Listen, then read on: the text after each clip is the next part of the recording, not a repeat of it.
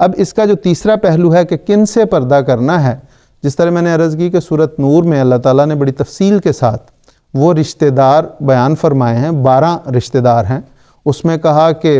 عورت کے خامد، اس کا والد،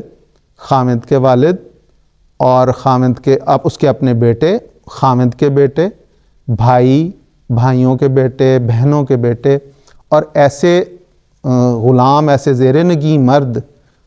جو اس کے زیر نگیں ہیں، غلام ہیں، اور مردوں میں سے ایسے خادم جن کو جنسی حاجت نہیں رہی، اور ایسے بچے جو جنس کی یا عورت کی جو سترگاہیں ہیں، جو وہ پردے والی جگہ ہیں، ان سے وہ باخبر نہیں ہیں، تو ان لوگوں سے پردے نہ کرنے کی اجازت ہے۔ باقی اس کے علاوہ جتنے بھی لوگ ہیں وہ سارے ان سے پردے کا حکم ہے۔ اب یہاں پہ ایک اور بھی بات سامنے آتی ہے کہ یہ جو 12 رشتے بیان کیے گئے، ان سے یہ مراد نہیں ہے کہ ان سب کا پردہ ایک جیسا ہے، بلکہ ان کے پردوں کا مختلف، ہر ایک سے ایک الگ پردہ ہے۔ ایک بچی جو ہے وہ اپنے والد سے اور طرح کا پردہ کرتی ہے، اپنے بھائی سے اور طرح کا پردہ اس کا ہوتا ہے، بیٹوں سے اور طرح کا ہوتا ہے، خامد سے اور طرح کا پردہ ہوتا ہے، لیکن ہر جگہ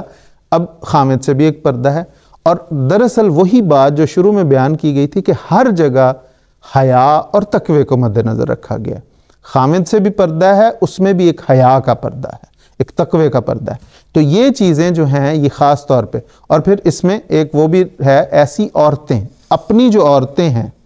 ان سے، یعنی مراد یہ ہے کہ جن کے جو شریف عورتیں ہیں، اپنی جیسے عورتیں ہیں، ان سے پردہ نہ کرو، لیکن جو اس کے علاوہ ایسی شرارتی عورتیں ہیں، یا حضرت مسلم اور رضی اللہ تعالیٰ عنہ نے بیان فرمایا کہ پہلے زمانے میں یہ رواج ہوتا تھا کہ بعض بد چلن لوگ ایسی خواتین رکھتے تھے جو گھروں میں جا کے خواتین کا پتہ کرتی اور انہیں ورگلاتی تھی، تو ایسی ڈومنیوں کو گھروں میں گھسنے نہیں دینا چاہیے، ان سے بھی پردے کا حکم ہے۔ تو یہ ساری چیزیں ایسی ہیں جو بتاتی ہیں کہ ان لوگوں سے پردہ ہے۔